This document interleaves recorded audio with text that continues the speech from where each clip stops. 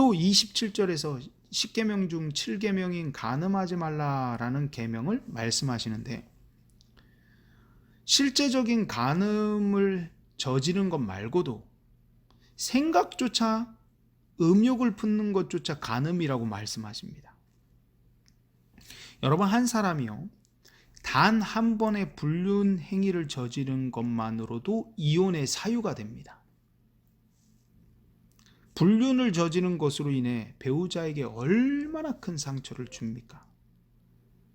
신뢰 관계가 완전히 무너져 버려요.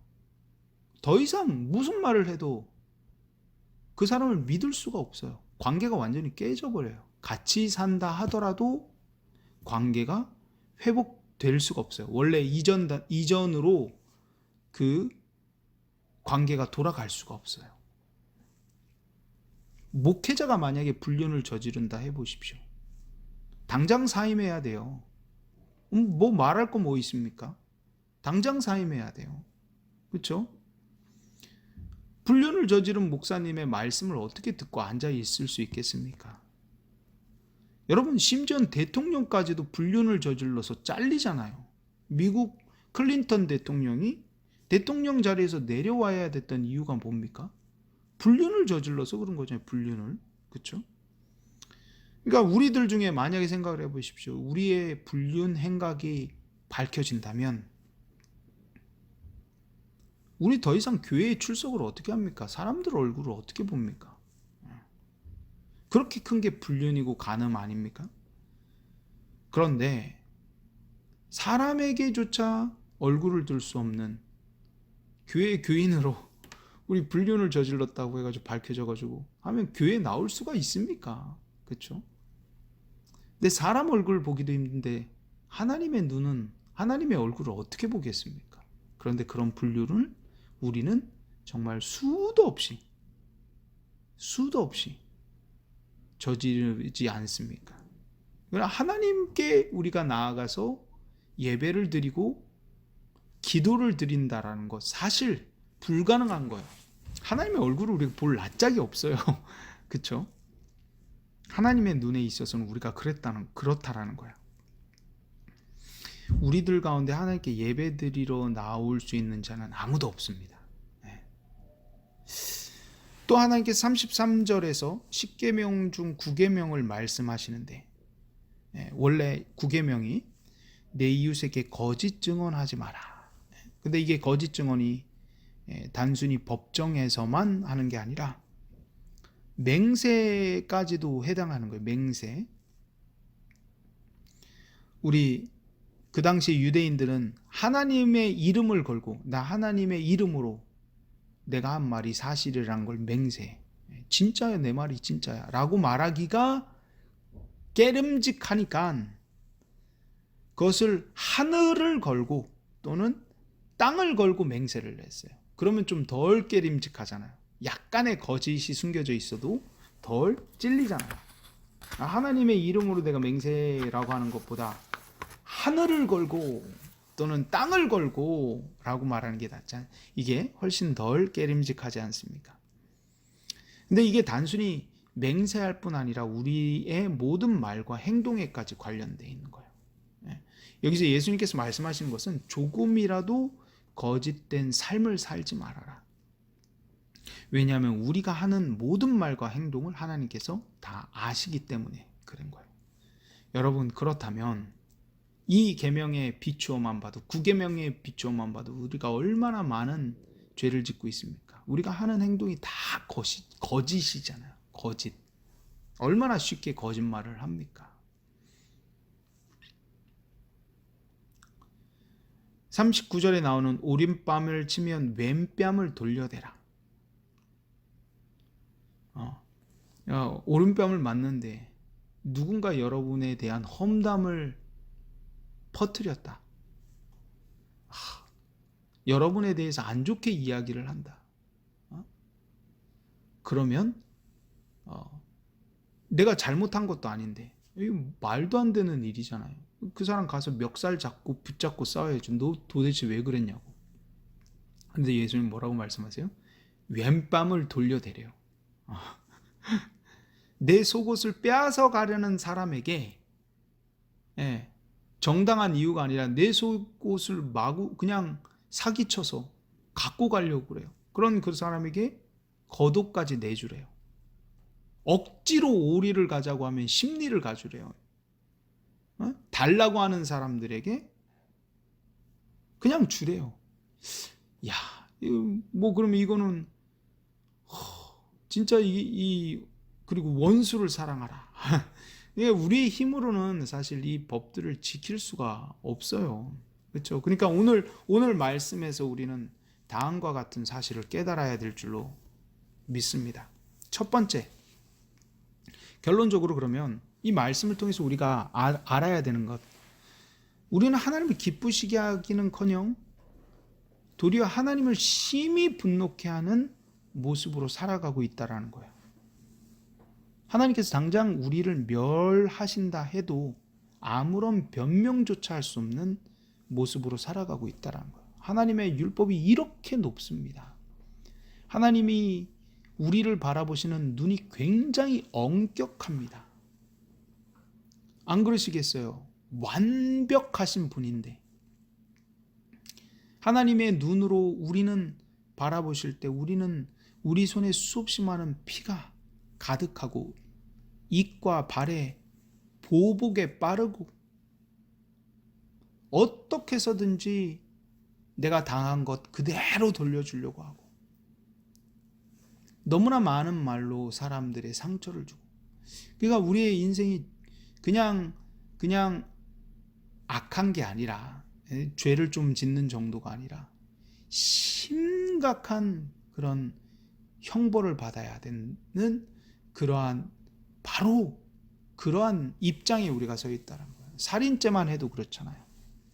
한두 명 죽인 거, 아니 10명 죽인 사람은 정말 그 희대의 살인마 아닙니까? 우리가 그런 존재들이라는 거예요.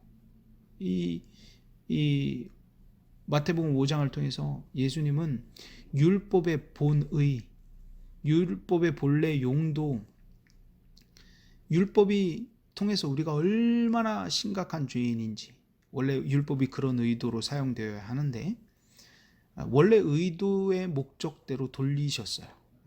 우리는 하나님 앞에서 아무런 말을 할 수 없는 심각한 죄인임을 바로 이 율법을 통해서 드러내신다라는 거예요. 사실 여기 있는 여러분과 제가 이 시간 예배를 사실은 드릴 수가 없습니다. 하나님께 무엇인가 나를 축복해 달라고, 나를 보호해 달라고 하나님께 요구할 수가 없어요. 그러나 오늘 말씀은 그런 말씀에서 끝나지 않습니다. 오늘 말씀이 우리에게 주는 은혜는 둘째로, 첫 번째가 우리가 오늘 말씀을 통해서 심각한 죄인이라는 것을 깨닫게 한다면, 두 번째는 그런 우리들을 예수 그리스도의 의로우심으로 더 이상 우리의 죄과를 보지 않으시고 우리를 심히 기뻐하시는 자로 받으셨다라는 것입니다. 율법으로는 도무지 우리가 의로운 삶을, 하나님께 있어서 심각한 죄인이라는 것을 드러낸다면, 동시에 그로 말미암아 우리가 하나님 앞에 심각한 죄인으로서 살아갈 수 없는 우리들이 예수 그리스도로 말미암아 예수 그리스도를 믿을 때, 그 믿음으로 그 모든 예수님께서 우리의 모든 죄를 십자가에서 지고 우리의 모든 죄를 해결하셨다라는 것을 믿으면, 그 믿음으로 말미암아 우리는 더 이상 하나님께서 우리의 죄를 보지 않으시기로 작정하시고, 그냥 단순히 죄를 보시지 않는 것뿐 아니라 우리를 심히 기뻐하는 자로 받으신다라는 거예요. 이게 은혜가 아닙니까? 오늘 이 말씀을 하시는 결국 궁극적인 이유는 이건 거예요. 우리를 망한 자라 자라고 말씀하시는 게 아니라 우리가 죽은 자라 말씀하시는 게 아니라 우리 죄로 말미암아 예수 그리스도로 말미암아 산 자다라고 말씀하시기 위해서인 거죠. 결국에 궁극적으로는 여기까지 나아가야 되는 것이죠. 그렇죠? 안 그러면 우리는 늘 절망 가운데 살 수밖에 없고 아픔으로 눈물을 흘릴 수밖에 없는 것이고 도무지 우리 그 바리새인과 달리 저 뒤편에서 눈물로 기도했던 그 세리와 같이 눈물로 오라 주님, 나는 주님께 도무지 얼굴을 들 수 없는 그러한 죄인입니다. 늘 그런 인생을 살아갈 수밖에 없잖아요. 그런데 주님께서 우리에게 원하는 삶이 결국에 그것이겠습니까? 아니잖아요. 예수 그리스도 안에서 산 인생을 살기 위해서 그래요. 에베소서 1장 23절에 교회는 그리스도의 몸이요 만물 안에서 만물을 충만케 하시는 분의 충만합니다. 충만함입니다. 이 말씀을 보면서 정말 큰 그 위로를 받게 되었는데 이제 우리를 예수님께서 의롭고 선하시고 우리를 예수님의 그 선하시고 의로우심, 예수님의 그 아름다우신 모습을 가진 자, 그 모습으로 충만한 자로 보신다는 거예요. 교회가 우리잖아요. 예수님의 그 충만하심으로 충만해진 우리, 예수님처럼 아름다운 모습, 선하시고 지극히 의로우신 그 모습으로 가득한 자들로 우리를 보신다는 거예요. 그러니까 예수님처럼 우리를 하나님께서 보시는데 얼마나 귀하게 보시는지, 우리의 모든 죄값, 죄, 더러움 이런 것들은 더 이상 보지 않으시고 더 이상 보지 않기로 작정하시고 예수 그리스도로 말미암아 거룩한 자가 되었음을 우리는 기뻐해야 될 줄로 믿습니다. 고린도후서 6장 2절에 하나님께서 말씀하시기를 은혜의 때에 나는 내 말을 들어주었다. 구원의 날에 나는 너를 도와주었다 하셨습니다. 보십시오. 지금이야말로 은혜의 때요, 지금이야말로 구원의 날입니다. 그쵸. 지금이야말로 하나님의 은혜를 받을 때인 거죠. 하나님께 나아가면 이 모든 죄를 다 용서받을 수 있고 예수 그리스도와 같은 의인으로 정말 하나님 눈에 지극히 아름다운 자로 우리를 받아주신다는 거예요. 그래서 이제 하나님의 보좌가 두렵고 떨리는 심판의 보좌가 아니라 은혜의 보좌가 되었습니다. 우리가 이제 그 보좌를 향해 담대하게 하나님 앞으로 나아갈 수 있습니다. 고린도 후서 6장, 히브리서 4장 16절. 그러므로 우리는 담대하게 은혜의 보좌로 나아갑시다. 그리하여 우리가 자비를 받고 은혜를 입어서 제때에 주시는 도움을 받도록 합시다. 아멘. 끝으로 오늘 말씀하신 율법을 온전히 지킬 수도 없고 이 말씀을 우리가 다 어떻게 지켜요? 그리고 이제 무엇보다도 예수 그리스도로 말미암아 이런 율법에 대해서 우리는 자유함을 얻었어요. 예수님이 완성하셨기 때문에 더 이상 우리는 이 율법으로 인하여서 어떤 우리의 의로움을 얻으려든지 천국에 가기 위한 방도로 우리가 이 율법을 지킬 필요가 없게 되었어요. 하지만 이 말은 더 이상 이 율법을 지킬 필요가 없다라는 말이 아니라 이제는 우리가 율법을 지키되 종으로 지키는 게 아니라 자녀로 지키게 된다라는 거예요. 종은 아무리 열심히 율법을 지켜도 법을 지켜도 한두 가지만 어겨도 엄격한 벌을 받습니다. 그러나 자녀는 지키다가 좀 부족하더라도 도리어 도전과 격려를 받아요. 괜찮아. 잘할 수 있을 거야. 다음번엔 더 잘해봐. 이런 마음으로 우리가 이제는 율법을 지키게 되는 것이죠. 그러므로 귀한 성도 여러분, 오늘 이 마태복음 5장에 있는 이 율법을 통해서 다시 예수님께서 새롭게 율법을 해석하시는 이 부분을 통해서 우리가 얼마나 큰 죄인인지 다시 한번 깊이 깨닫게 되고, 그러나 그 율법으로 인해서 우리가 망한 존재들이지만 예수 그리스도로 말미암아 산 존재가 된다는 것.